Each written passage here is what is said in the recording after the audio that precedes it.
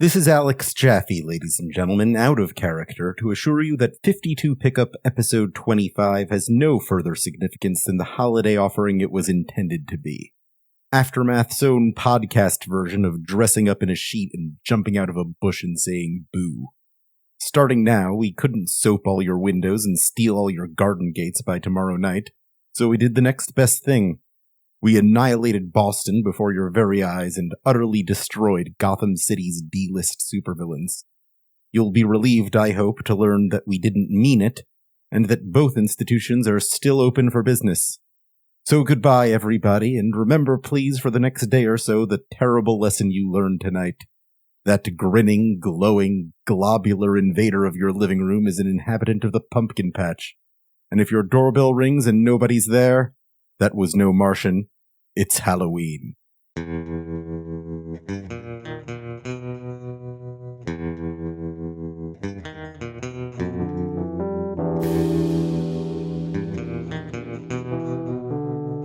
Welcome to 52 Pickup, a podcast about the best comic you've never heard of. My name's Gita. I'm Gita, and that's who I am. And I'm joined, as always, by professional comic book expert, actually, let me say, Alex Jaffe. Alex, how are you?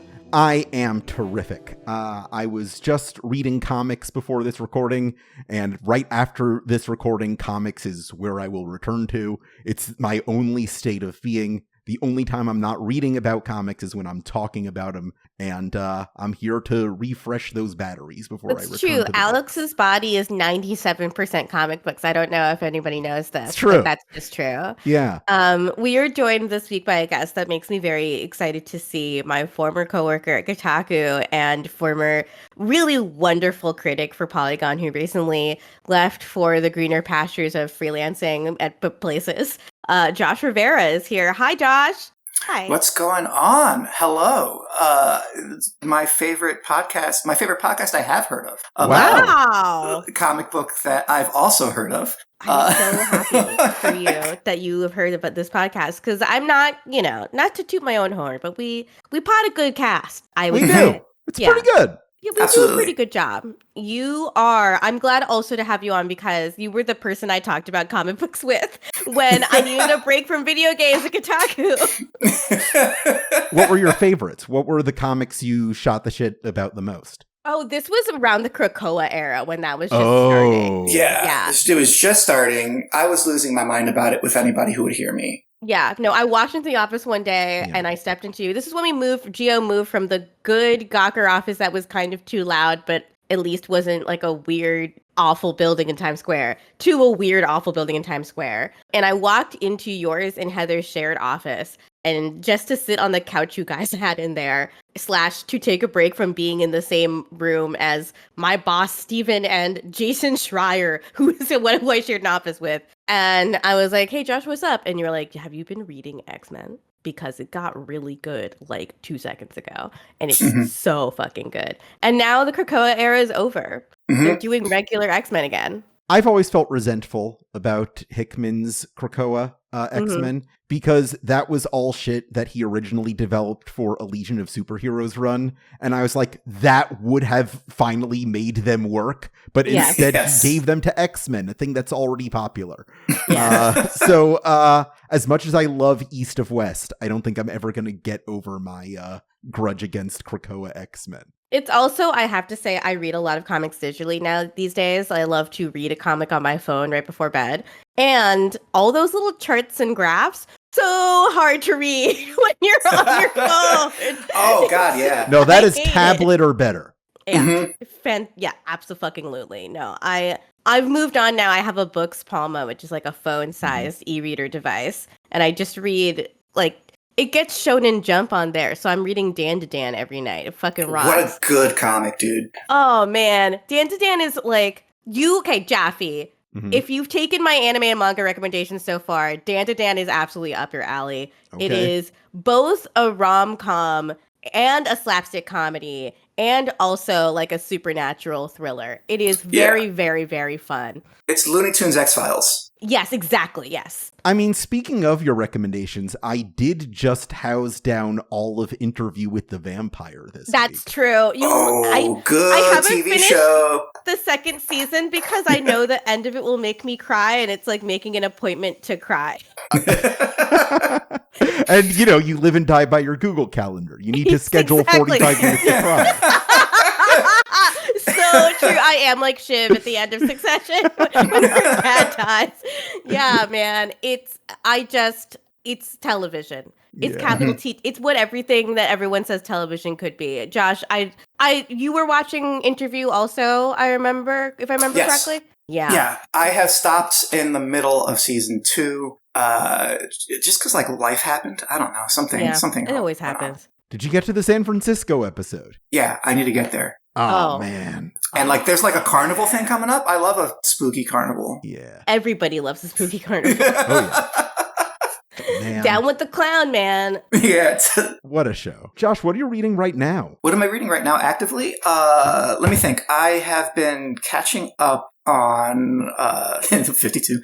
But yeah, I keep up with a couple of DC books. I was lucky enough to get a peep at Absolute Batman. Okay. And I am a little underwhelmed, to be honest. I mean, let's talk about how novel the idea of hiring Scott Snyder to write a Batman comic is. Wow, where'd you come up with that one? Yeah, but also like you, big East to West fan, love Nick Dragotta the God. Of course. And I'll look at pages that he turns in any day of the week. So the art is fantastic, and I have to say, Nick Dragotta makes a really stupid logo work. Instead of being bat-shaped at all, dear listeners, it's just a big black bar with pointy bits to suggest bat wings. And it looks really dumb, except when Nick Dragotta draws it. It looks kind of cool. The one thing that's really been bothering me is that Scott Snyder spent 10 years doing Batman stuff. He wrote his own version of Batman's origin. He wrote his own version of the last Batman story. Why would he go back to Batman? And I did some digging. I read a lot of interviews. And it seems like what was happening was Scott Snyder is kind of the architect of this whole Absolute run. He wasn't supposed to actually write any of them. And he really wanted Nick Dragotta to do Batman, which, I mean, why wouldn't you? He's Nick Dragotta. And Nick's one condition was, I'll do it if you write it. So that's why he's on the team. Yeah. As soon as I'm ready to leave, they just pull me back in. Exactly. Yeah, that's exactly it. He's the godfather here. I don't know. Every once in a while, everyone wants to do their own more extreme take on Batman. Yeah. And I guess it's just like one of those things you can count on the seasons, right? As, spring turns to summer, turns to fall, someone else will try a Batman that's even more violent this time. People like that portrayal, and if you are not offering it in your main line, you will have to offer it elsewhere because people will be asking for it. I mean, what makes Batman interesting to me are stories where he is defined by his absence, where Batman's not around and you see what the world looks like without his shadow cast over it, which is exactly what this comic is about. Nice segue, Fred. Yeah. Thanks. I'm a pro. Now that's what I call podcasting. Now this is podcasting. It's typified by the cover of this very issue, where it's our Halloween special. We're knocking at the door for Halloween candy. Our 3 kids dressed up as Steel, the Question, and Booster Gold, where you'd normally see a Superman, a Batman, or a Wonder Woman. This is the year defined by weird little freaks that people forget about. Oh, and also my favorite detail on this helmet, they're using Dr. Fate's helmet as the candy bucket. It's so good. Bucket, yeah. Yeah, this is one of my favorite covers of the whole series. I say that basically every other episode of Pod. J.G. Jones is we're trying to get him on an episode. It'll work out eventually. We'll get him. I promise. We got J.G. Jones, and we're emailing for anyone who has contact information for Grant Morrison. Please get in touch with us. We've had all of the other writers who have all had a different story about the origin of 52 and when they were brought on to the project. Yeah, all 3 writers we've spoken to have completely different stories about how 52 happened, and I love it. Oh, that's so good. I want to hear what Grant has to say. Yeah. I think you just get in touch with him like he did what's that famous story about the letter column over the Invisibles where he asked everyone to jerk off over a sigil? Yeah, exactly. Oh yeah, the same way that they summoned the spirit of John Lennon to write a new deal. Yeah. That's how you get in touch with Grant, I hear. Yeah. If you need me, I'll be doing unholy amounts of shrooms in the woods while changing Grant Morrison's name. I just hope it reaches them. Yeah, I'm working on it. But yeah, this is a packed issue, not just in terms of incident, but in terms of talent.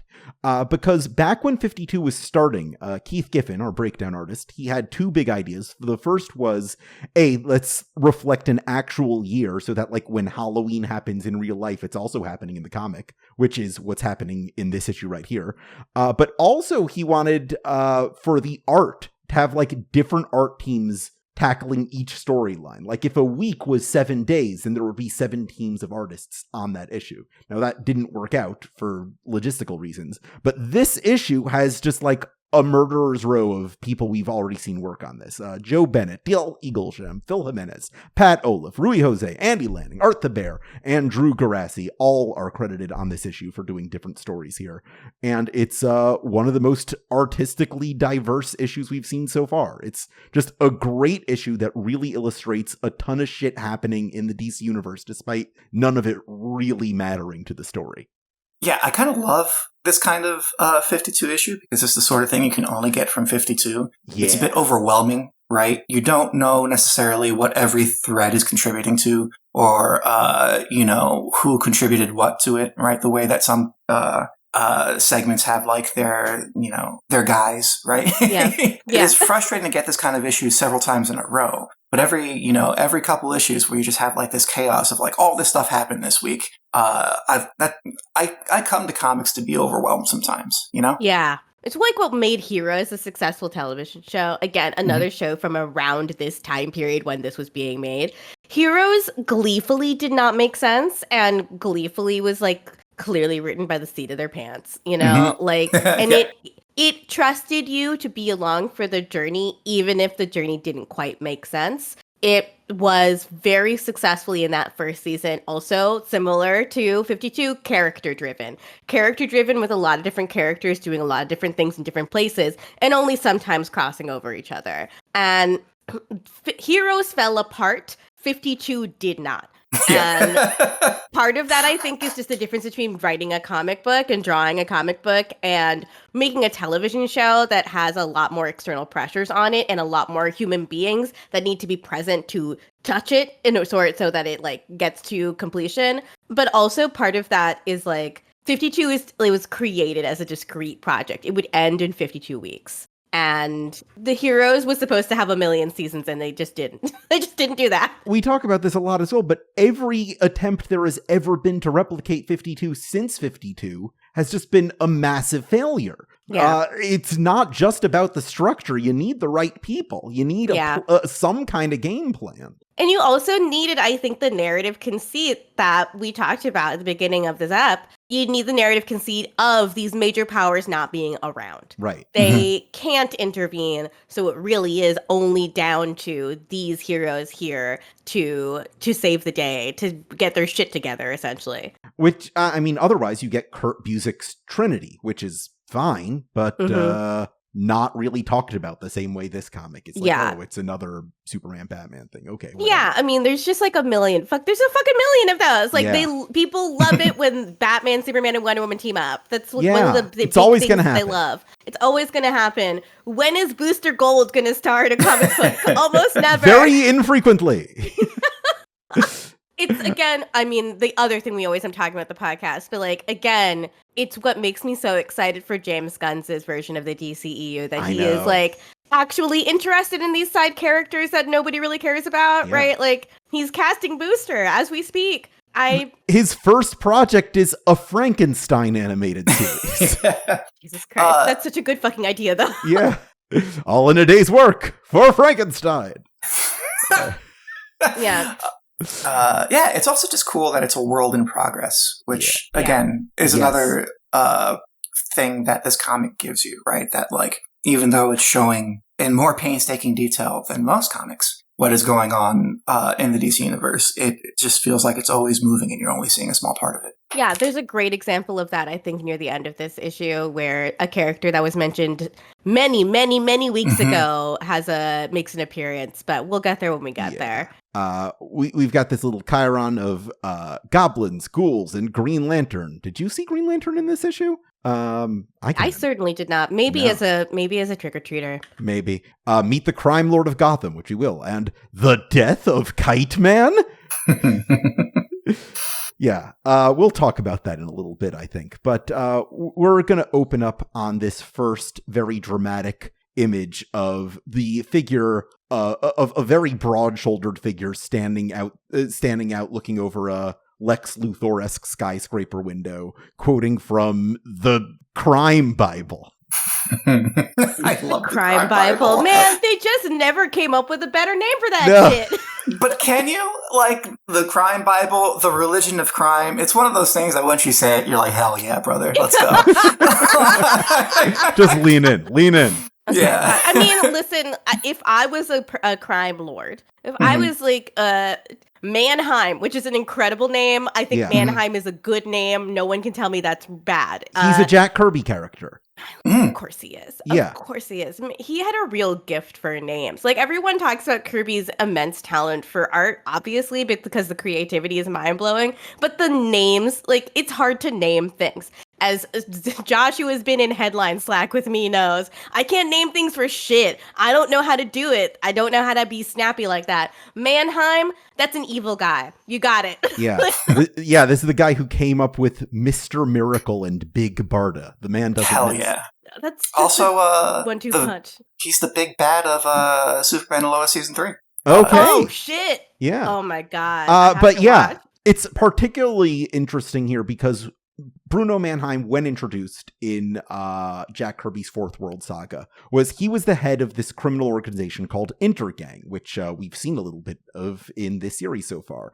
And he was basically the human liaison for Darkseid's criminal operations on Earth. He was a human crime lord who reports to Darkseid. And Whisper Adair, who we've seen as the head of the Religion of Crime, worked for him directly. So now we're kind of connecting these dots here from the Vic Sage and Renee Montoya storyline, getting to see the guy the man himself in charge. He's kind of doing a Vito Corleone kind of speech.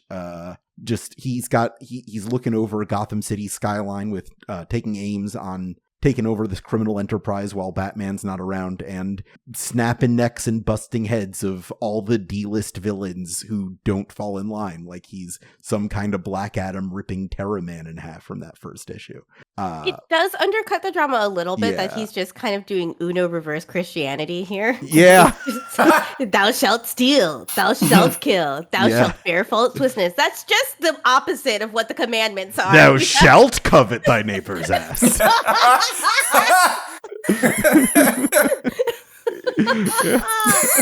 Perfect. Absolutely. Imagine Bruno Mannheim knocking on your door. I hear you're monogamous, motherfucker. Yeah. What's up with that? You like my jacket? It's wool and linen.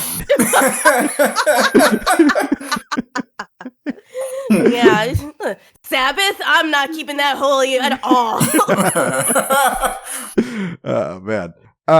So we've just got a bunch of dead, forgotten Batman villains at this table. Kite Man is one of them. We've got Mirage, who is this weirdo from the 80s. We've got, who else do we have to say? We have Magpie, who's alive. Magpie was, in some continuities, the first villain that Batman and Superman fought together. We've got the ventriloquist here. Sewer King is dead. Everyone's least favorite supervillain, Sewer King. But yeah, just a bunch of villains nobody cares about gathered around this table to fall in line with Bruno Mannheim as he tells everyone to eat because Gotham City belongs to him. I guess it's kind of an echo of Batman's "You have eaten well." Hey, meat's back on the menu, boys. Yeah, it's I think a beautifully illustrated 3 pages, I have to say. It is an incredible sense of scale. Mannheim's face is consumed with shadow a lot of the time, so you just see this terrifying smile. The panel compositions on all of the pages for this issue, I think, are very good.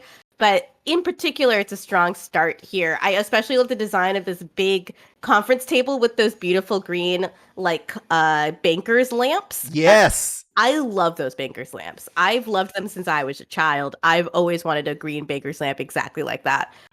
Yeah, we get the title drop here, Liminal Times, which feels like they're acknowledging, not much happens in this one, but we're kind of checking in on where every storyline is right now. Can we send this page into the Liminal Spaces Twitter account? Do you think they'll accept it? I don't think so.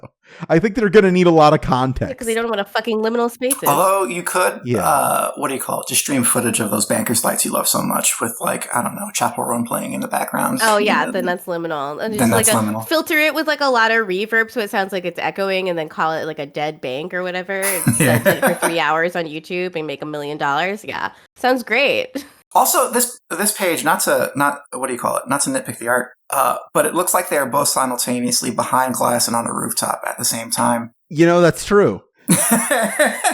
I'm sure, yeah, that's fucking with me a little bit. I would like to see this building from the outside. Yeah. It's non-Euclidean architecture designed to drive you mad. It's a building designed for the religion of crime. The architecture of crime. Yeah, exactly. Thou shalt not obey Euclidean physics. Yeah, we know there's a crime doctor. Why not a crime architect? I love that he only designs evil buildings. Yeah. None of them are OSHA compliant. Actually, Paul Dini's Batman comics introduced a villain named the Broker, whose whole deal is that he sells real estate to supervillains to build lairs in. That's so funny. I was gonna say he's Robert Moses. Yeah. No. That's a Dwayne McDuffie ass idea. Yeah, it is a Dwayne McDuffie. I would love that. You'd almost think that Paul and Dwayne worked on the same animated universe or something. My husband has this really funny idea for, like, an anime spoof he came up with after watching a lot of anime with me as a non-anime watcher. He was like, I would like to see the, like, Japanese school, like, compliance, like, social worker inspector come to these schools with absurdly powerful student unions and be like, so, but are you learning math? The Danganronpa inspector? Yeah.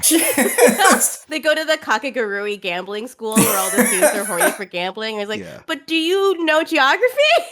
Also, as an aside, Alex, this is something I deeply miss from working with Gita, which is hearing all about David, getting David updates. Yeah. You hear a lot more about him. we got to get him on one of these bonus episodes very soon. Oh, yeah, absolutely. David, get on the pod.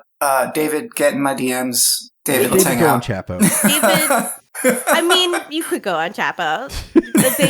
David literally every day goes viral for his tweets about Israel and Palestine. Yeah. Literally every day. It's so frustrating. I'll wake up and he'll be like, baby, went viral again. It's like, well, you were on the toilet tweeting that. And I know that's just because you think about the Talmud on the toilet.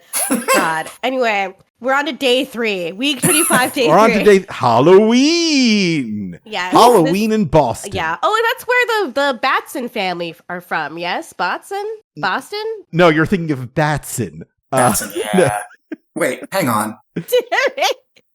Are you clowning us? He is. He's fucking with us because that can't possibly be real. No, as in Billy Batson. Billy Batson is from Boston. He is not from Boston, no.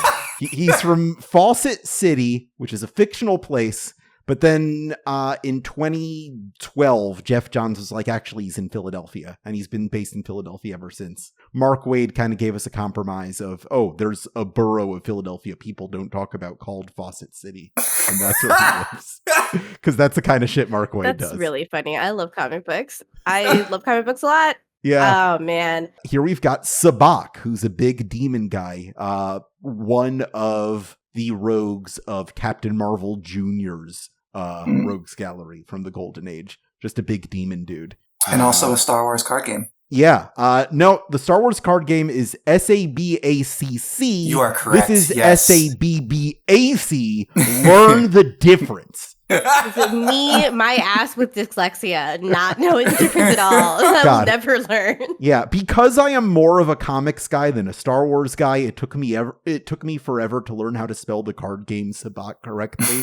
But Star Wars Outlaws set me straight. So I've got that to thank. I've got that game to thank at least for that. But yeah, we've got a big demon going around on Demon's Night here on Halloween, just tearing apart the streets of Boston. And who should show up but Freddie Freeman and Mary Marvel themselves, Captain Marvel Jr. and Mary Marvel, where we learn that the DC Universe has reverse Buffy rules. Famously, yes. we all know that in Buffy the Vampire Slayer, Halloween is the one day of the year that demons don't bother coming here because it's gauche. But DC plays it straight.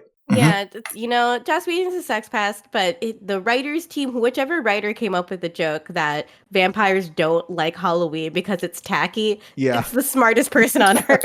I will hand it to ISIS for that one. Yeah. We'll get to ISIS later, okay? Plenty of ISIS to talk about. Yeah, there is plenty to hand to ISIS throughout 52. A joke we make every week on this show. It never stops. It's like if her name was Hezbollah right now. Yes. Yeah, they call me Lady Taliban. Oh my god. So Billy and Mary Marvel are doing some friendly, fun, wholesome crime fighting as the Marvel family do, but they need a little bit of extra help. So, who shows up? ISIS to the rescue. Literally, ISIS comes to rescue all these children. Yeah, ISIS liberating these Americans from a demonic threat to their lives. Nothing to read into there.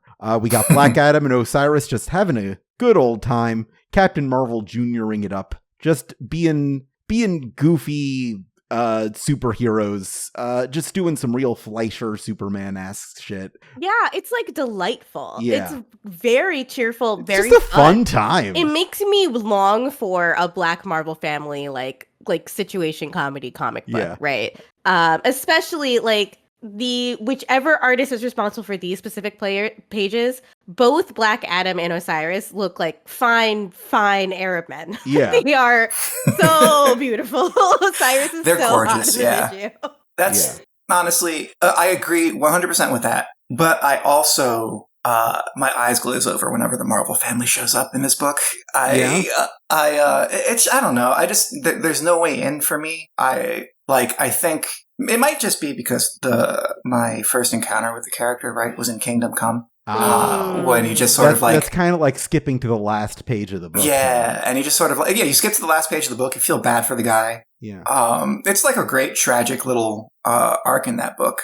And then what do you call it? Marvel Man, Miracle Man. Mm-hmm. Yeah, which is just it's like, again, like you've x-rayed this guy and like looked at all of his bones and you got the subversion before the main thing. Yeah, it's hard. This is why when I tell anime fans that are interested in Evangelion to like watch a Gundam show or any other giant robot show first, because Evangelion is taking all of those tropes and playing them on their head. Evangelion is like a really good show, but it's like hard for you to understand what it's doing unless you have seen. At least watch a Gunbuster. Yeah. Or you could watch Gurren Lagann, which doesn't like so specifically call on these tropes. It's still delightful, even if you don't know what it's referencing. But there are some things where, again, like comic books are so often in conversation with other comic books. Yeah, although I feel like Evangelion, for me, worked because I was already familiar with Power Rangers. I think that was enough. Yeah, that does help. Well, you have to know the concept, at least. Right. Yeah, it's also like, you heard about depression, Yeah.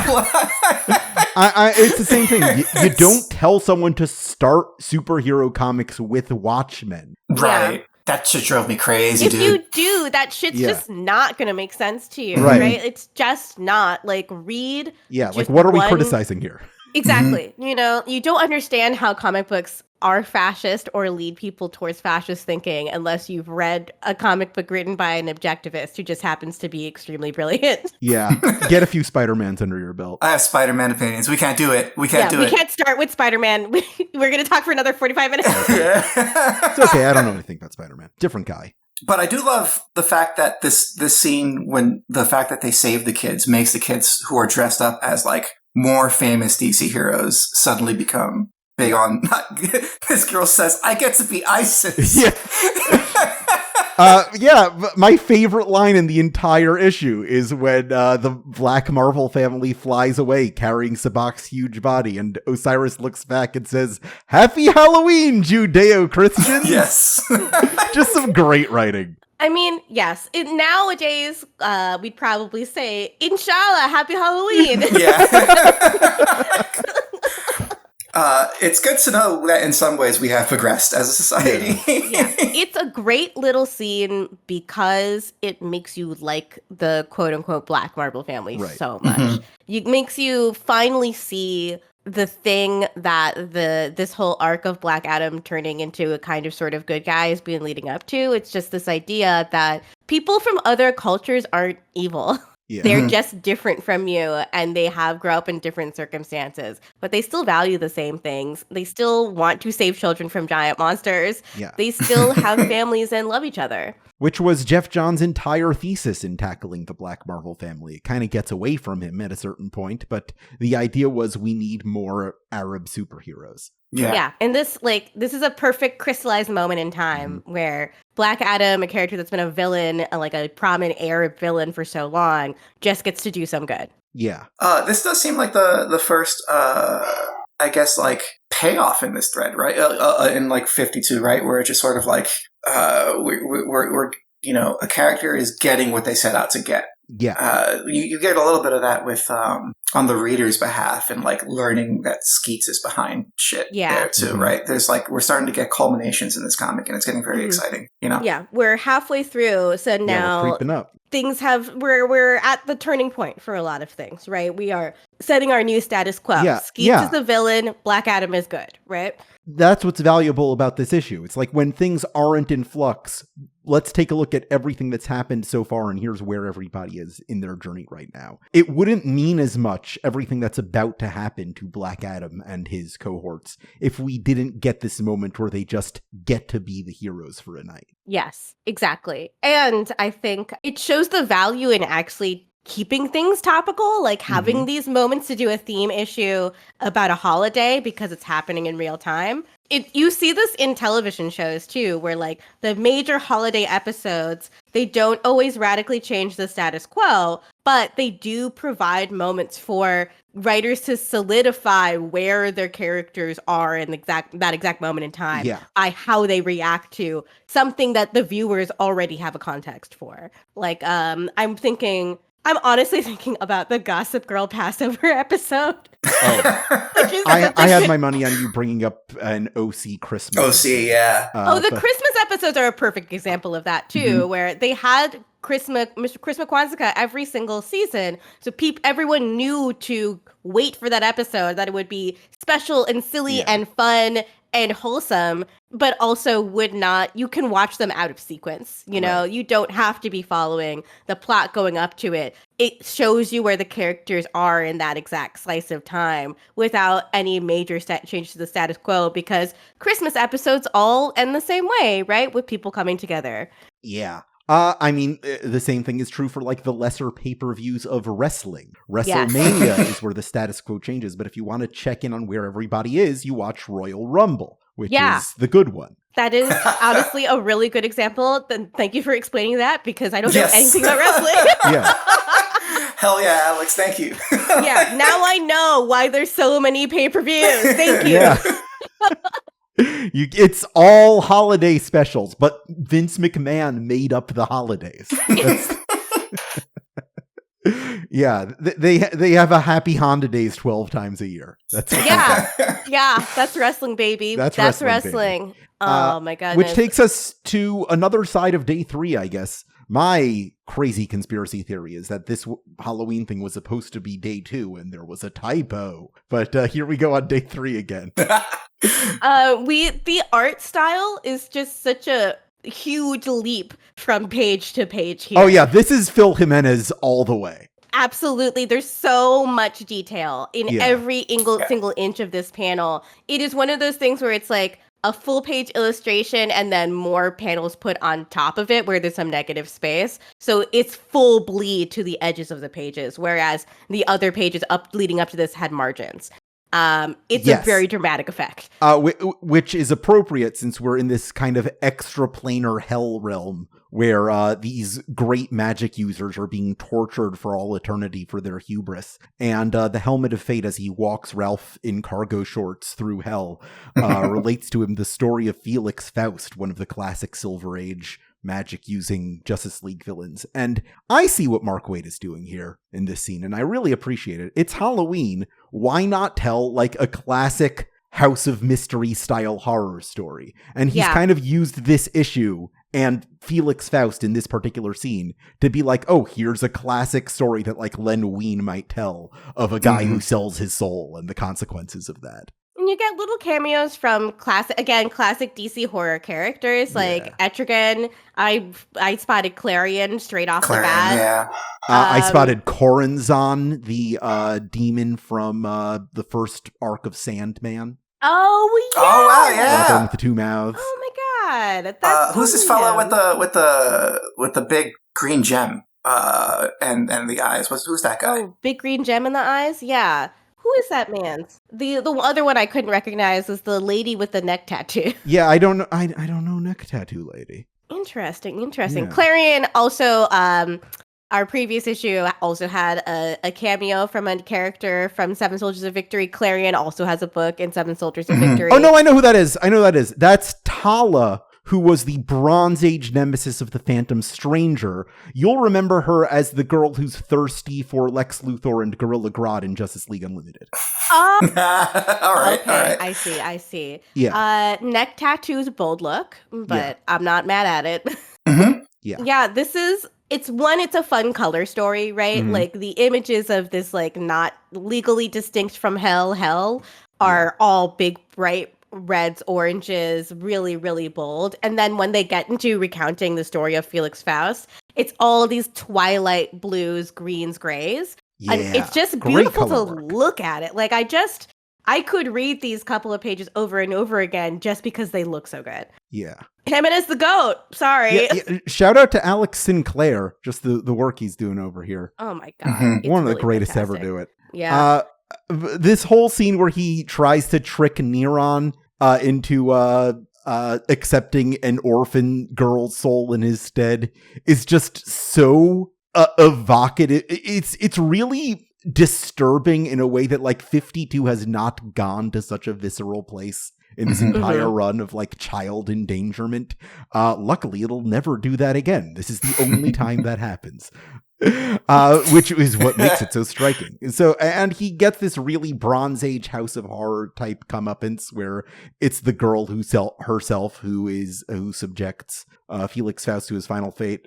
And just hearing all this, Ralph is like, yeah, I get it. You're telling me not to make deals with devils. Sure. Let's keep going to resurrect my dead wife. Sucks for them, but I'm built Ralph different. Dibny is just so unfazed throughout this I entire know. journey through the afterlife. He doesn't give a fuck. Just like really funny. 3 issues ago where he kicks that demon down a flight of stairs. He could not be less bothered by this. Yeah, and, like, I don't know, correct me if I'm wrong, but, like, it's weird because this is not a typical Ralph Dibny adventure, right? No. He's like fun. He solves minor petty crimes, right? Yeah. Like, he doesn't really do all this. Or he's like, someone's pretending to be an alien. Let's figure that out. Oh, my nose twitches. There's a mystery afoot. Yeah, and now he's like hard ass in hell. Yeah, he's not like going to hell. Yeah. Like, in his cargo shorts, which another detail which is so amazing to me. I had to point that out. Yeah. Oh my God. He didn't know. They didn't know in, like, 2006 that the most beautiful girls in Bushwick would all be dressing exactly like that. You know, the most beautiful girls in Bushwick are walking into hell daily. So That's true. Yeah. If you live in Bushwick, Godspeed you. That's why they never name it hell in this, because he's actually in Bushwick. Yeah. Just Bushwick on Halloween. Like, I'm not joking. Pretty much it's just Yeah, you can find a salt pillar shaped like Felix Faust there right now. Yeah, incredibly likely to happen. Likely place for that to be. We go on to Gita's favorite storyline. Still day 3, by the way. Which is the Infinity Inc. shit, our reality star superheroes who are fighting off Icicle Jr. and Tigress, 2 of the younger villains of the original Infinity Inc. Fans of the Young Justice animated series will recognize Tigress as Artemis Croc. character that Weissman completely reinvented to be one of the main characters of that show. But here, she's just like turning over banks and stuff to showcase the Infinity Inc. team with their brand new member, Mirage. And good news, folks, she's hot. So we don't have to think about the dead teenager anymore because we got a hot girl on the team now. I mean, I've watched America's Next Top Model before. This is how they do it. Yeah. Tyra Banks would absolutely be gleefully in charge of her own super team of Infinity Inc. Someday, Jaffe, I will decide which season of America's Next Top Model is the most deranged, and I'll send it to you. Is it Boys in the House? I also think it's so funny when they added men for no reason, and they just started they added a gruff man voice going, "Wanna be on top?" to the beginning of their show. Like, it doesn't, Boys in the House. I missed that era. Doesn't make any sense. They gave one guy a wig weave. They gave him a beard weave, and it's just spirit gum beard on his face. It looks like shit. It's awful. And they make him do photo shoots looking like that. That's some Oliver Queen shit. It is some Oliver Queen shit. It's about as convincing as Oliver Queen. God, no, my favorite season may be the one where they just find a real New York bitch, and she is super weird. Anyway, that's not about comic books. I could talk about America's Next Top Model forever. Maybe we'll do a bonus episode where we talk about a season. But right now, everybody's applauding Infinity Inc. for knocking these knuckleheads together. And we see a weirdly young-looking Alan Scott over here. He looks like he's about 19. I don't know what's going on over here. It's young, sexy Alan Scott is CW's Alan Scott in this scene. Very much CW's Alan Scott. He notably has a big old eye patch because we know where his other eye is. It's in space. Yeah, exactly. And he's meeting up with Michael Holt, who's the modern day Mr. Terrific. And together they're kind of setting up Greg Rucka's checkmate, which we got a little bit of last week in the Martian Manhunter story. But now, these four guys who are writing this comic, they don't really give that much of a crap about other people's 1 year later storylines, but surely they're going to take time to set up their own. Why not? They know what's going on there. Greg Rucka earned this, right? Yeah, of course. Like, especially at this period of time, we had him on a bonus app, and he did say that the way that Gotham Central ended, like, at least it felt like he had some say in it, and he understood why it had to end that way. His partner, who was writing the daytime part of Gotham Central, was also moving on, and the series had to end sometime. Mm-hmm. But, like, he clearly still is working out some shit with Renee Montoya. Right. He clearly still, in this time period right now, is working some shit about Renee Montoya. In 2024, yes. Yes. You can see him work out some of that on our podcast in real time. Oh my God. Rekka, you're a fucking mensch. Please, fucking we'll legend. Have you on fucking anytime. Legend. Absolutely. I also agree that Greg Rucka is a legend. I moderated a panel with him once, and it was great. It's great. He's just a guy. He's my favorite kind of writer who just sort of like seems miserable doing it, but also it's the only thing he wants to do with his life. He loves it so much. Yeah. I mean, he's your favorite kind of writer because that's the kind of writer you are, and the kind of writer that I am, and the kind of writer that Jaffe is also. Exactly. Yes. Or it's like, every time he started talking about the frustrating parts of the process, I felt so seen. Mm-hmm. And then also when he talks about what makes it so fun to write a story, it made me want to be creative, which is, again, I love talking to artists that just make you want to make things. Yeah. Nobody who didn't love this could hate it this much. Yes, exactly. Exactly. And I did buy so many Greg Rucka comic books after that conversation. Good. We got to talk about that Wonder Woman run. It's incredible. We absolutely fucking have to. Bonus episode. Dude. Oh my God. Eyes of the Gorgon. Holy shit. Yes. Just on that Odysseus shit. Incredible. I mean, as a Greek mythology freak, I have no idea how I didn't read it, honestly. Like, I grew up, you remember the book of Greek mythology with the beautiful illustrations with Helios carrying the sun on the front cover? Yeah. I read that before it was assigned to me in middle school. And then I very happily was happy to impress all my teachers by knowing literally every single page of the book. We get one more scene here as Alan and Michael conspire to set up checkmate. Back to Oolong Island, which is Grant Morrison's best work on this series lives here. And we get this, Will Magnus, who has been taken to the island to work on this cocaine-fueled weird mad scientist collaborative experiment, storming away from the scene saying, "I will not build a plutonium robot for Intergang."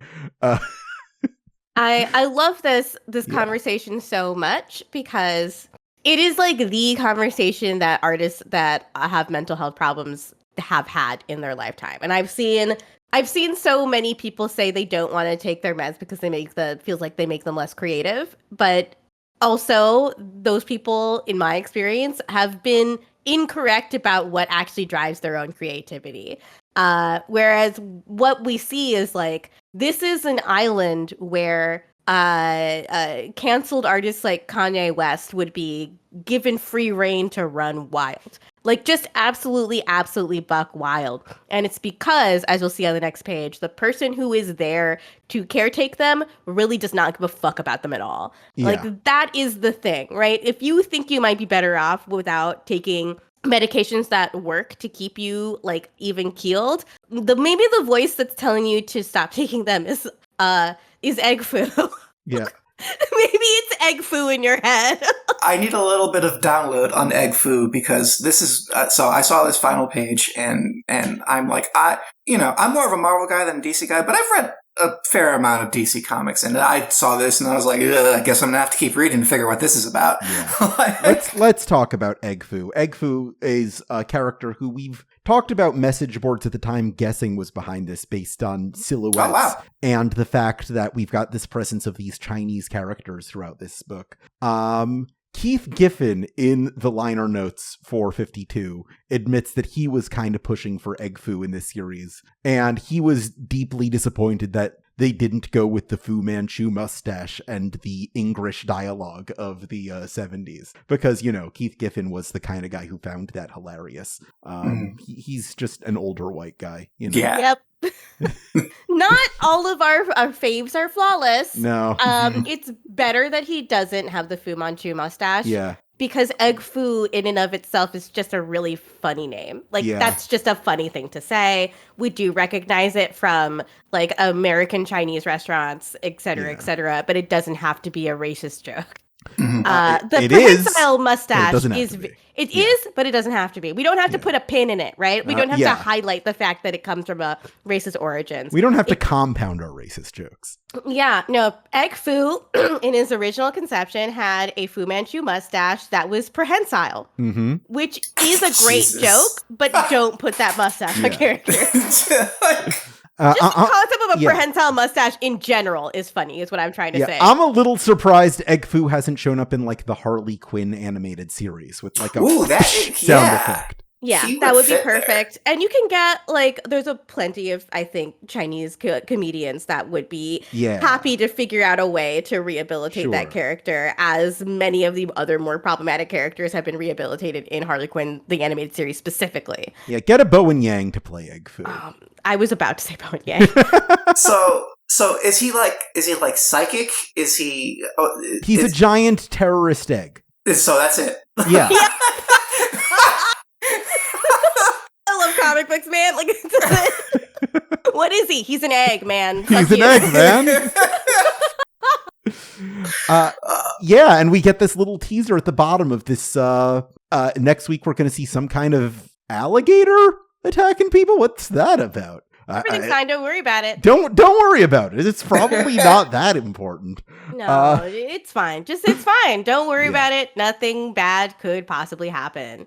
All that leaves is the backup. All that leaves is the backup, which is not in the collected trades. So if you have access to this week's backup, the origin, it's again a match of character and talent behind it that really just makes me happy to see. It is the origin of Nightwing, drawn by George Perez. Sure. The co-creator of Nightwing, the guy who gave Dick Grayson the Nightwing costume.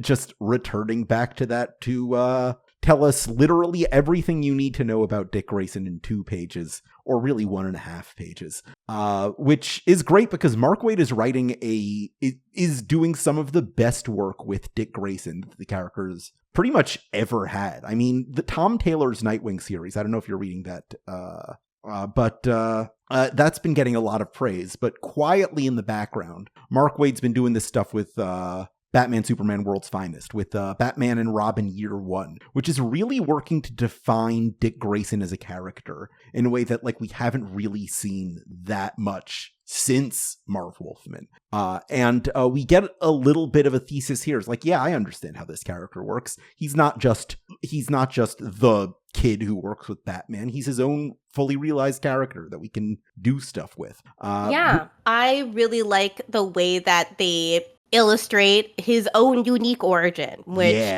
I especially love the 3 panels here. It's a hand falling from the trapeze, then a bunch of really shocked and scared looking faces, except for Bruce's, who is the only one that seemed to show concern for the people there, setting him apart. He's a hero. He's not panicking. And then that image of Dick Grayson looking at what's happened, but with a hand, Batman's hand on his shoulder, comforting him as he's like, the panel itself is shaped like the silhouette of Batman, showing what is happening here. He's being enveloped in that world. Some of George's finest work in these 3 panels. It communicates it beautifully. Also, I love how he's flexing with his ability to just do a crowd scene for no reason. Just all of these like clowns and circus attendees. He didn't have to do that. He didn't have to draw 1,000 people in this 2-page feature, but he did because he's George goddamn Perez. Yeah, absolutely. Just threw a crowd shot for me and Smile Day. Yeah. One thing though that surprised me about this is there's no conspicuous illustration of Nightwing's butt. Oh yeah. Do we want to talk about this? Do we want to talk about Nightwing's butt? When do I not want to talk about Nightwing's butt? Yeah, I mean, like, I feel like you gotta. I can tell you the origin of the Nightwing's butt. Please. Okay. Please do. This goes back to Gail Simone and Nicholas Scott's Secret Six run. From like 2008 to 2011, where there was this sex scene she had in an early issue between Deadshot and Jeanette, the Banshee member of the team, that unfortunately, like in the text, Gail Simone told Nicholas Scott to draw the most exquisite ass you've ever seen on Jeanette. And unfortunately, while she did draw that ass, it ended up being covered by a word balloon. And it was just a tragedy that struck them just deeply. So later in that same series, there's a Battle for the Cowl tie-in where Nightwing shows up. And just like kind of a makeup for the ass they lost, Nicholas Scott just drew the beefiest, juiciest ass you have ever seen on Nightwing as he turns away from the Secret Six. And that's kind of where the meme of Nightwing's butt comes from.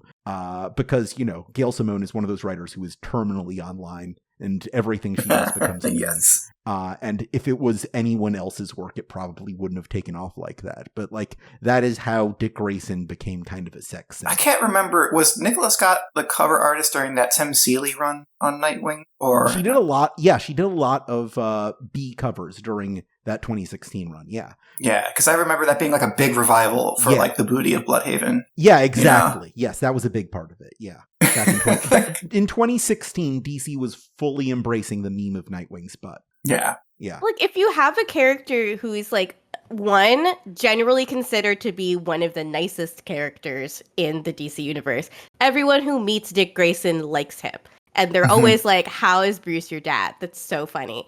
And also, like, one who has canonically, again, dated a lot of extremely attractive women in the DC universe. Like, he's ran through.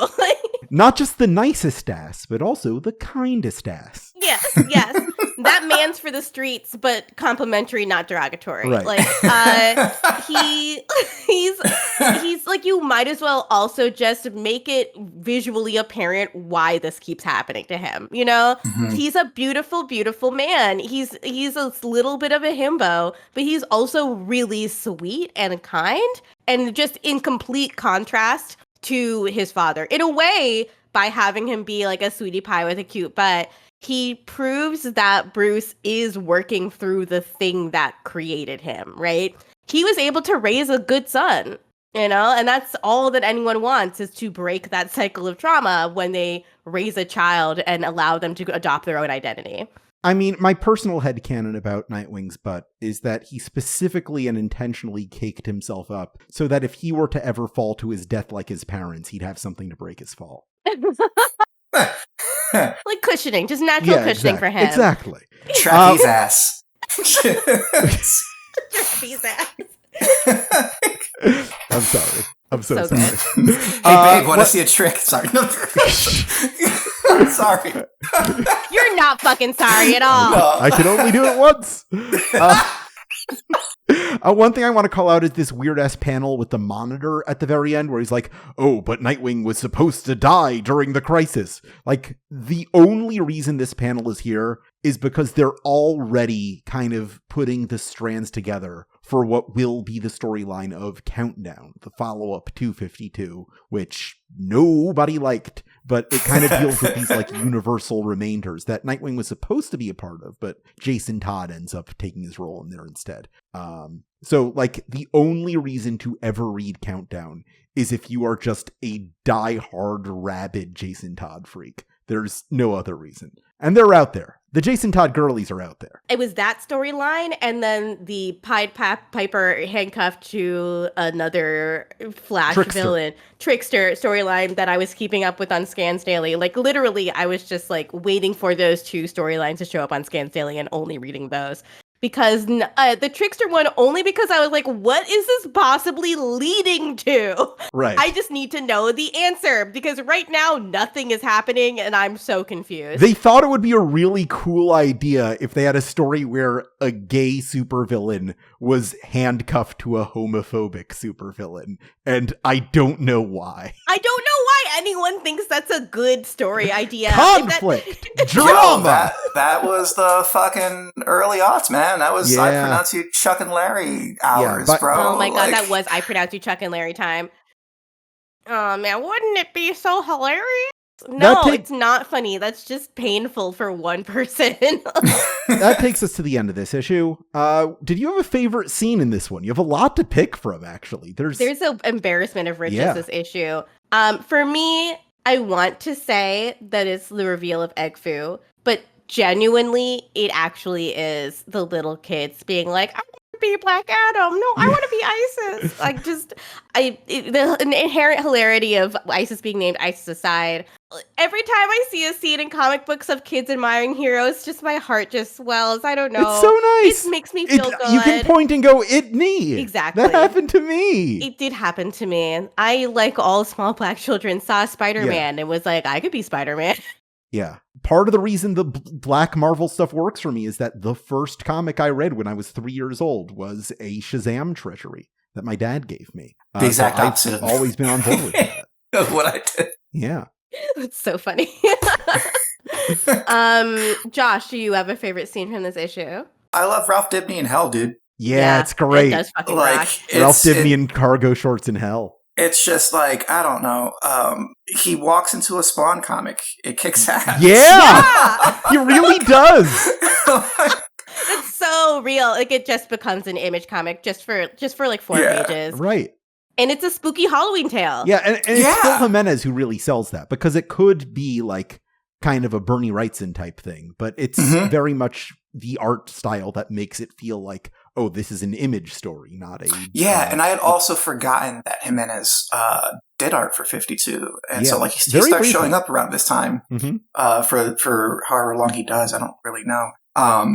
And, you know, you sit up a little bit straighter. You shouted out the god Alex Sinclair many times. But like one of my favorite things to do with a comic, now that we can do them digitally, is to sort of like look at the page layout where you can just see all the pages. And I love seeing the color palettes of the pages. It's just sort of like another way I like to, you know, sort of like appreciate the art, where it's just sort of like, you know, you focus on the lines and the inks, but like looking at the colors and Gestalt like far away is really fun for me. Almost every page here is doing a fun thing color wise. That's very true. You know, it's most pronounced, I think, in this Hell sequence, where it does like use color to tell you when you're going further into the tale, essentially. But every page of this is just, it's colored expertly. It looks beautiful. even to me, a colorblind bitch, it absolutely pops. Alex knows what he's doing. It's my favorite as well. I can't ignore this Felix Faust story. It's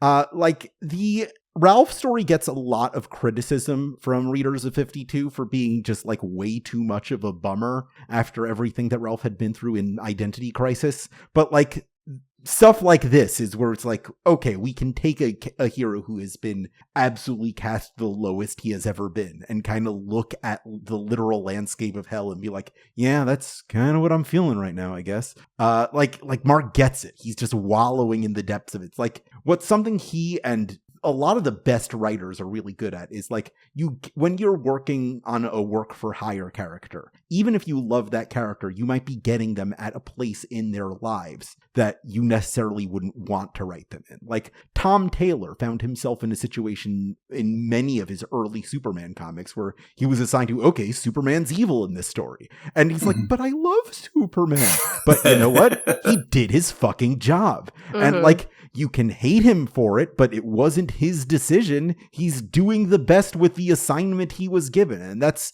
exactly what Mark Waid is doing here. It's like, okay, let's tackle Ralph at his absolute lowest. Let's actually do it. And he's fucking doing it. And I gotta respect it. I do also love the way that they portray Ralph being depressed as Ralph's not funny anymore. No. This is Ralph when he's depressed is serious. Yeah. Which to me is like, Ralph's character is defined in comics previous to this by his unending cheeriness. Right. Like, he has a little joke and a little quip for everything. He's not zany like Plastic Man is, but he finds levity in life. Yeah. And that's what, to him, is just what his personality is Nick like. Charles. Here he's going to hell and he's cold as fucking ice. Right. He's just like, yeah, whatever, man. Where's my wife?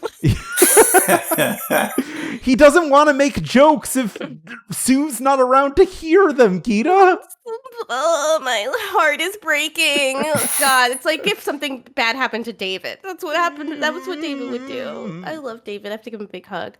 David got me a figurine of Alexander of Jarberg for my birthday. Aww. And I just put him next to my bed, my desk. I love your Alexander of Jarberg. Thank you. Jarberg. He's a good friend. I just give him a little pat all the time. Josh, do you have something for the Blackboard? Any piece of DC minutia you want to make sure that we put a pin in? Let's see. Young hottie Alan Scott. Hottie Scotty. Hottie Scotty. Yeah. Because this is, it's one of those things where it's just sort of like experiencing all these eras of time at once, right? Very geological. And I don't always remember where a story is in time.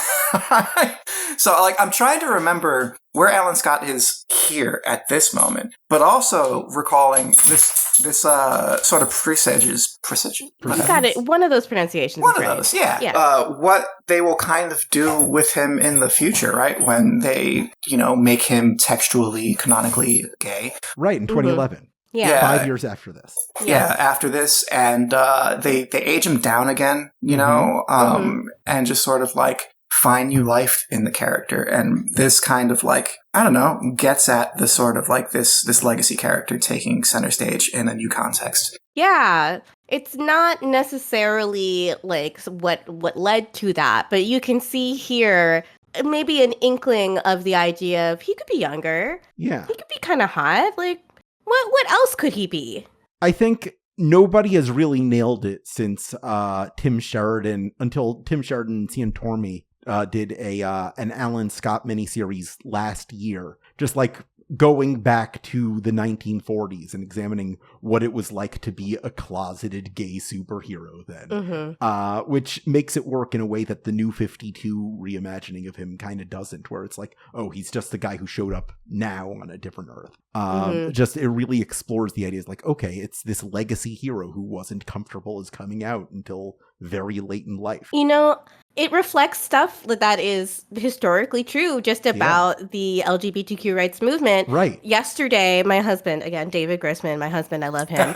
He was telling me about one of his favorite stories of the LGBTQ rights movement, which is story of Dr. Anonymous, who was when the DSM-3 had homosexuality listed as a mental illness, there was a panel of psychologists that was, called to discuss whether or not, have a symposium on whether or not it should be in the DSM-4. One of these, queer rights group was able to find a gay psychologist, but the hospital where he worked, being homosexual was grounds for firing. Mm-hmm. So he appeared in a mask covering his whole face and all of his hair.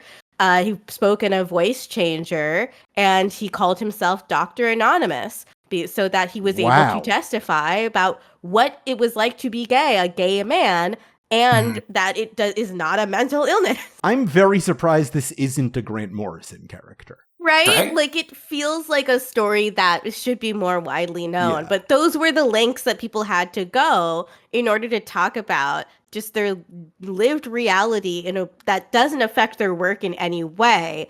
Like, being gay used to be a fireable offense, man. Like, It just was. That was part of our history. So sometimes it reminds me a little bit of the thing that I find a little bit alienating about a show like Bridgerton, for example, where I love it for all the people that love it, right? Like, I'm so happy for everyone that really likes that show. But for me, I would rather see a Regency story about what it was like to be Black in the Regency and explores the dignity of Black people as they actually lived. And I like the idea of Alan being a gay character who was out of necessity in the closet for a long time as a hero, because he couldn't be a hero if people were afraid of him being a homosexual. Something we talked about a lot in our Batman Caped Crusader episode, how the show doesn't really have the time to get into how it tries to present this more ethnically diverse 1940s. Like, this is just it. We're not going to talk about why it's complicated. Just there, go with it. Yeah, exactly. And they could have, and I would have liked it more if they had the time, budget,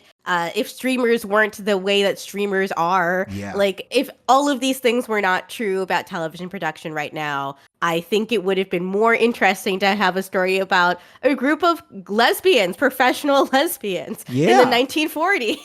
Give me that Renee Montoya story. Oh my God, that would have been super fun. What did you want to put on the Blackboard, Gita? Oh, I want to know what Will Magus's diagnosis is.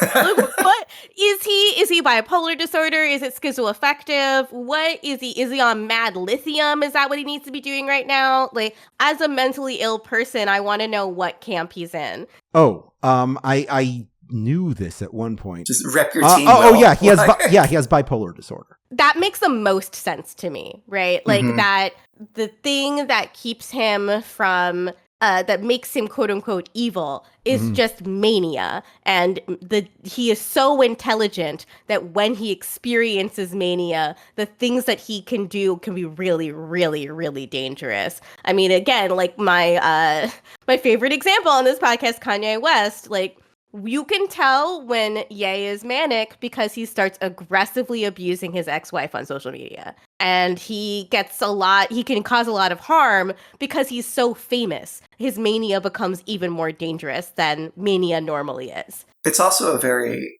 Grant Morrison idea to be both in awe and a little terrified at the human mind. Yeah. Like a very recurring theme of his is sort of like, you got to be careful with what you let into your head. Yes, that's very true. Man, you're a fucking smart guy. You're in conversations with you really enrich my life. But that is absolutely true. Flex Mentallo is a story all about that idea. That Flex Mentallo, this main character's like personal hero that lives in their head, is being drowned out by their childhood wonder is being drowned out by their 20-something depression. Right. And that is the villain that Flex is fighting the entire time. It's Joe the Barbarian, too. Yeah. And here you see it just like more literally here, which is just like some energies are good, but it's okay and maybe healthy to be skeptical of others because they might not come from a place that's good for you. Yeah. And there's also this is like a thing that like I relate to personally when it comes to art, where it's just sort of like there's these things that I'm proud of that came from an unhealthy part of my life or my state of mind. And it's just sort of like, well, can I do anything that I'm proud of when I'm in a good state of mind? The answer to that question is yes, but Yeah, you absolutely. know, it's hard to get there.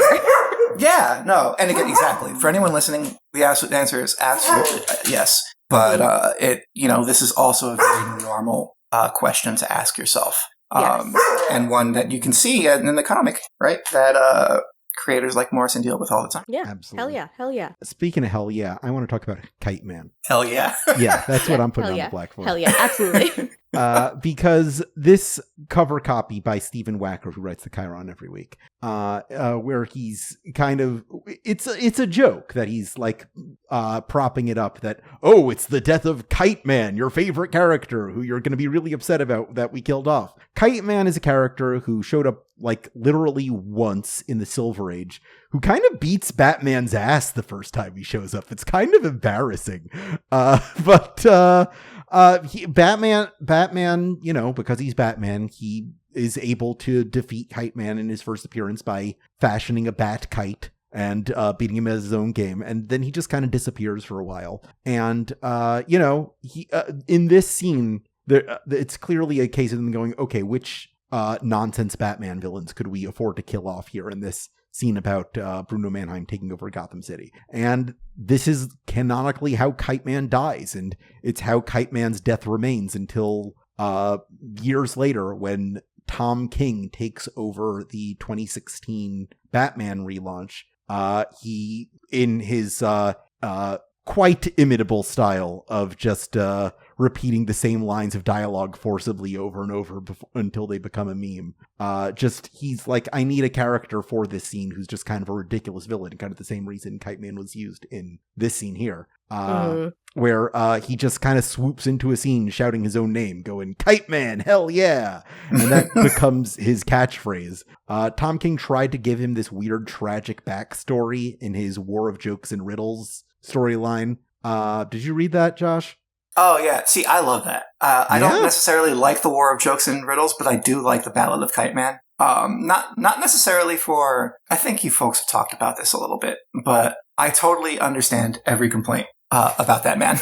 I feel like... I love his comics, but I get it. Exactly. I get it. It's very like... Hideo Kojima, like, once you know the true reason behind the kite, you will be ashamed of your words indeed. Yeah, it's a little bit like that. It is. It's a little bit like that, yeah. People are probably more forgiving of King because his persona is just more... He's like, I'm normal. I'm a normal guy. I hang out with my dog and my kids and my wife, and I just really like comic books. So he doesn't feel pretentious. But then you get into the work, and sometimes you're like, dog, this is like the definition of navel-gazing, my friend.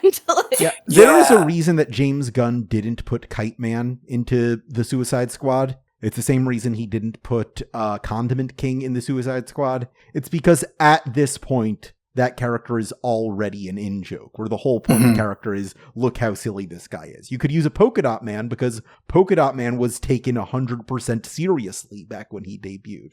He plays it straight, whereas Kite Man, between Tom King and the Harley Quinn animated series, which built him into this goofy loser boyfriend for Poison Ivy that she could be with while she and Harley Quinn pine for each other, but who the creators of the show got so attached to that they wrote a spin-off for him.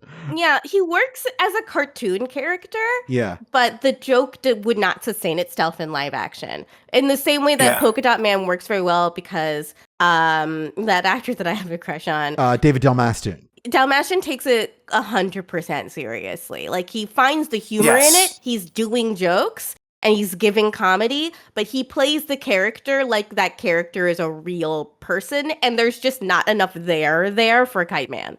No, but that's what I like about King's Ballad of Kite Man, where it just sort of like, he starts to use him as a joke. And a lot of people rag on King for sort of like disregarding, like, years of characterization. And that's sort of like, fine, whatever. I'm reading the comic by the people whose names are on the cover. They can do what they want,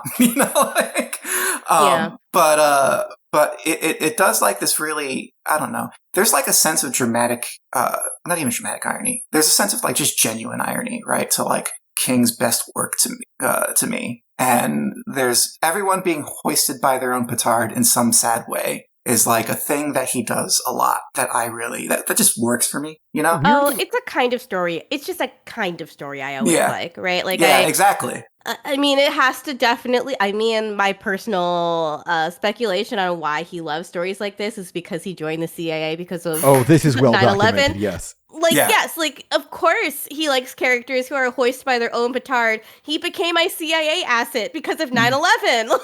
Look it up. He literally admitted to planning the Iraq War himself. It's crazy. He was an asset. He crossed over a lot of times. He was a spy, and clearly he's working some shit out in his comic book. I am not exaggerating. He was a decision maker in the planning of the Iraq War. Like, oh my God. Like, you gotta, I'm glad you're writing your little silly comic books now. Like, you could be doing a lot worse for humanity. My favorite Tom King book, and I was as surprised as anyone when I discovered this, was his Rorschach book, which I expected to hate because anyone doing anything with Alan Moore's work is just heresy to me. But it's very much a case of him using that idea of, I'm going to completely reinvent this character because he's not the same guy, just as the strongest asset of the story by making that part of it, really. That this isn't Walter Kovacs. This is a different guy who has a very interesting metatextual relationship with the original work and really has more to say about comics themselves than it does to say about Alan Moore. It's more about Alan Moore than it is about Watchmen. Yeah. There is a there's a subset of fans who will say, fuck you to anybody who touches that book. Yeah. For reasons both, like, you know, understandable and less so for me. But, like, why I like that book is that King and Fornes are directly engaging with that. They're I understand why you'd be hostile to the idea of this book. And on some level, I am too. It's the only time it's worked for me because it makes it part of the story. It's sort of like on Days Gone Old on Twitter when you type a good joke or you retweet somebody and somebody replies to your joke with something embarrassing. It's like, all I ask of you is that you don't embarrass me when you are engaging with something that I like so much. Yeah. And I like the Watchmen show a lot because I feel like it did engage with those themes and it had a good enough performances that I felt happy to see it. It didn't embarrass me. The movie, it embarrasses me. Man, I don't want to talk about that movie. The movie's not good. It is a bad. I don't want to talk. You don't have to watch the movie. Just watch the music video of My Chemical Romance doing their cover of Desolation Row by Bob Dylan. That's way better than the movie, man. The TV show didn't embarrass me. It's because these writers, Tom King, and it's not Goddard, right? It's the other one. It's the Lindelof guy. Greenfield. Yeah, Damon Lindelof. Lindelof, yes. Yeah. I don't know why I said Greenfield, because of Cloverfield. Good fucking idiot. Yeah. Lindelof is an intelligent writer. They both understand what Watchmen is about. I'm not sure that Zack Snyder knows what Watchmen is about. And I'm honestly not sure if our other good friend knows what Watchmen is about. Countdown Clock Man knows what Watchmen is about. Jeff Johns. Yeah, I don't know if he knows. I've said it before on this show. I'll say it again. $3,000. That is my fee to talk about a Zack Snyder movie. Please. Yes. Chop. I have a number. It's not a no. It is a concrete and frankly reachable number. I think it's a realizable goal. It's civilized. That's a good rate. Yeah. For $3,000, I will talk about any Zack Snyder movie. Any one Zack Snyder movie. That's not a blanket. It's per movie. It's absolutely. Per movie. For me, the fee goes up significantly if you're asking about Sucker Punch. But any other movie, $3,000 is about right. Honestly, Sucker Punch is the one I want to talk about the most. Because it's the most nakedly Zack Snyder movie ever made. That's so true. And that's why I hate it so fucking much. It's a dumb guy's idea of a smart guy thing. That's why I love it. I love it because it's all the evidence you need to point out who Zack Snyder is. This is the man left to his own devices. Fellas, you ever think about how hard it is out there for chicks? Oh, you know? Man. So chicks go through so much and they're sexy the whole time. Yeah. All right. Let's go to our mailbag, shall we? We don't have $3,000 yet, so let's go to our mailbag.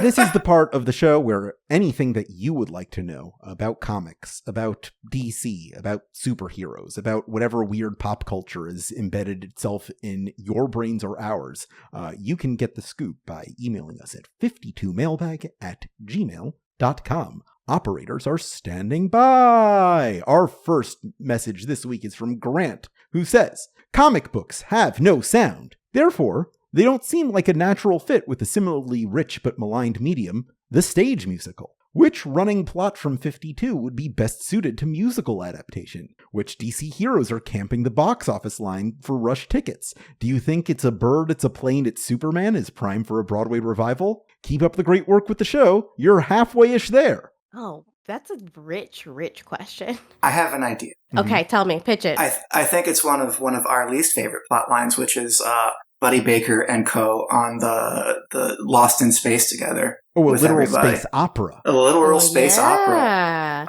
And then what do you call it? Lobo has like his tough guy number. Like, have you seen Hadestown? He can do like the double part. Yeah. That will be fun. I was going to say, in terms of levels of melodrama, the Black Adam family arc. Oh, you gotta. That's Aida. It's so bloody and so gruesome. I don't know if a stage musical can contain it all, you know? I think it can. Wildly, I think that the Question and Renee arc is the worst one for a musical, as much as I'd love to see the Question sing. No, you do that as a film noir, obviously. Yeah, obviously. Yeah. It's not a stage segment, play. A segment of like Stomp. You know, where it's just sort of like they go out and they start banging things against criminals' heads. Of course, yes, exactly. Renee just stomping on heads. That would be really funny.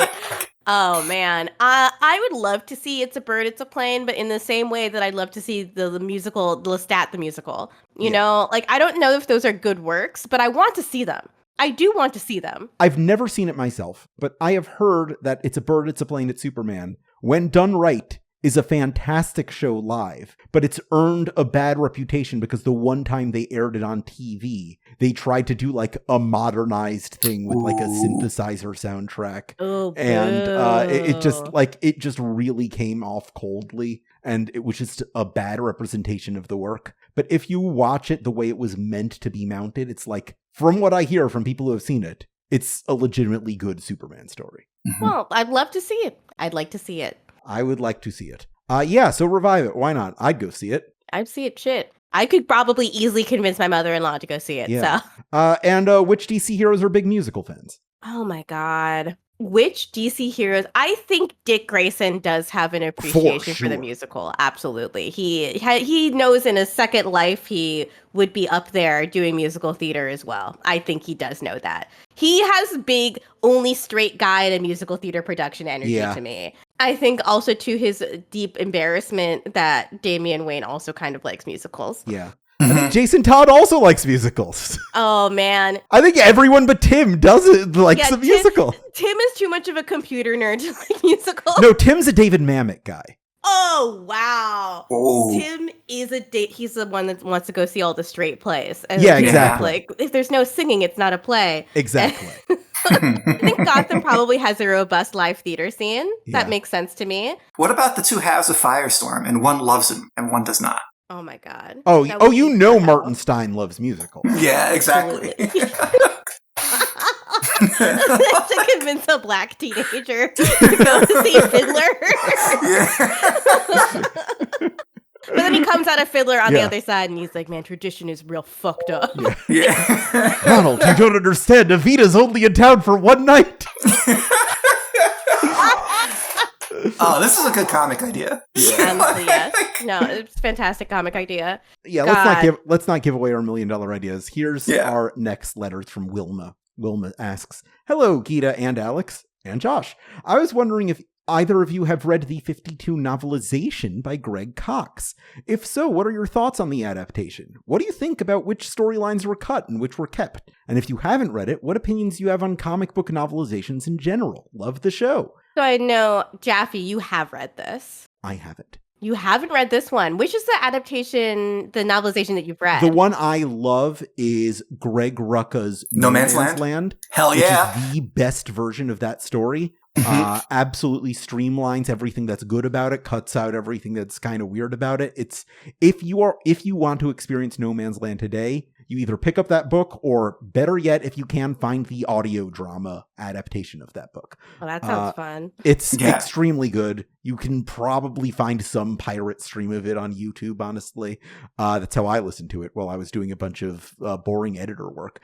But I have read up on this 52 novelization, and I know a little bit about the changes it makes. And it seems conceptually like they're all really strong changes. It's like stuff you would do if you were revising 52, knowing everything you knew about the story from the beginning.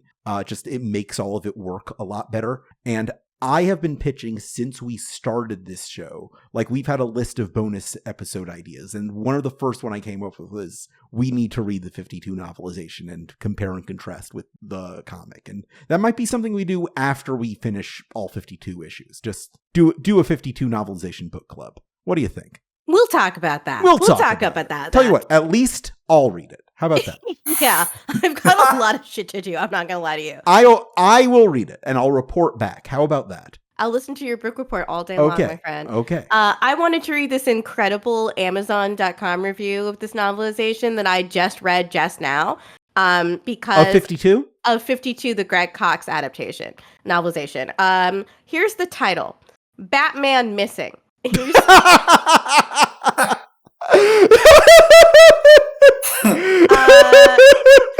Missing, where's he? The cover of this book has Superman, Batman, and Wonder Woman, 3 characters who never put an appearance in the novel. Cox works hard to bring the material to an excitement even without the normal heroes, and his prose is crisp and clear. I have to say, I think Cox is the best choice to adapt an action comic. He gets into the feelings of the characters, he describes the action well. His adaptations are fun and exciting. What marred this experience was following characters that I care little or nothing about. What? The Marvel family was a stupid idea when it was created and continued in its stupid ways in this novel. Ah, shit, you found my all. So, 1 second. Booster Gold was an interesting character.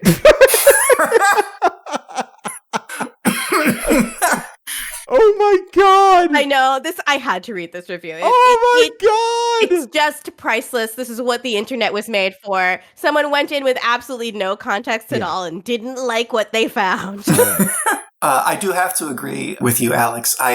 So back when I was younger, libraries weren't as stocked with comics as they are now. And I found the Greg Rucka No Man's Land adaptation, and I devoured it. It's amazing. And would you imagine my surprise when I learned that the comics were not as good? They're not. There's a bunch of shit about Azrael in there. Nobody cares about. I'm the only Azrael carer about her in the world. I'm not even going to say like her, but I don't care. I care about him. Don't get me wrong. Dan Waters has been doing amazing things with Azrael in the past few years. He's a character with potential, but he really slows down the pacing of No Man's Land. Yes, especially because Azrael and Kaz Kane had such an interesting friendship as two people who communicate, two really traumatized people who communicate primarily through violence, and they learn how to speak to each other by learning how to fight with each other. But then it's just like the plot. There's like a greater plot going on. Yeah. And that is just like this weird thing that's happening in the corner. And I love it, but it just doesn't do anything. Right. Not Denny O'Neil's best work, though. Speaking of Denny O'Neil, another novelization I love is DC Universe Helltown, the thing we talked about a little bit on the question posting episode we did, where Denny O'Neil in 2006, back during the publication of 52, was like, hey, the Question is a character people suddenly care about now. What if we did a novelization of your 1980s Question run?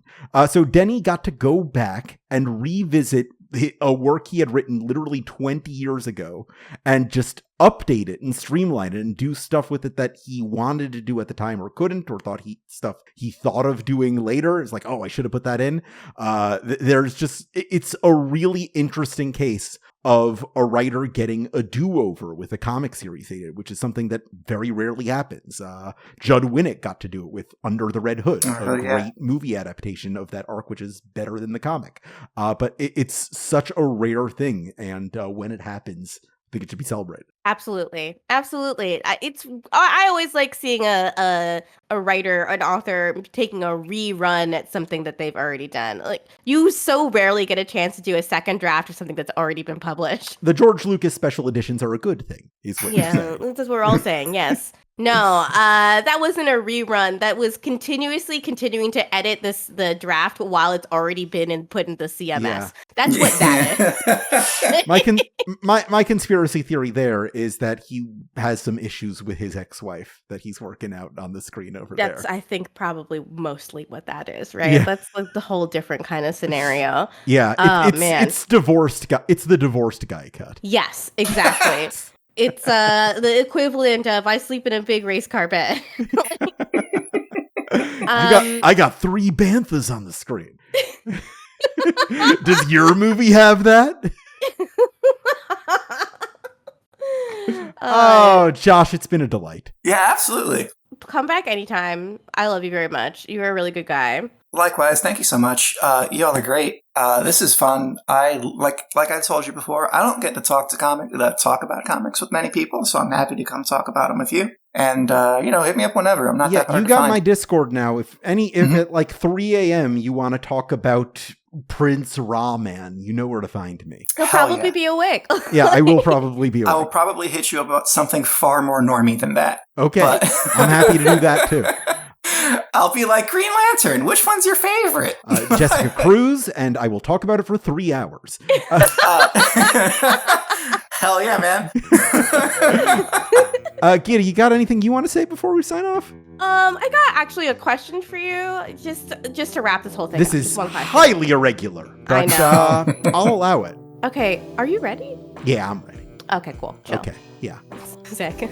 Unlike the losers and haters, I happen to be ready.